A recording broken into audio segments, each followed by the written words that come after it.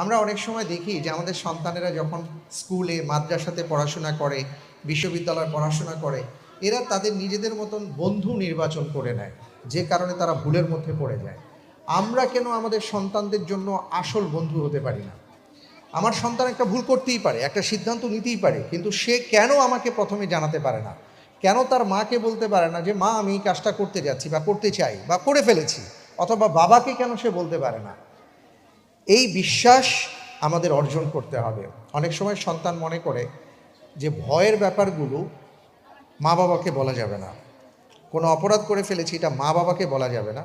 কোনো সিদ্ধান্ত নিতে যাচ্ছি, এটা মা বাবাকে বলা যাবে না, এটা বন্ধুদেরকে বলবো।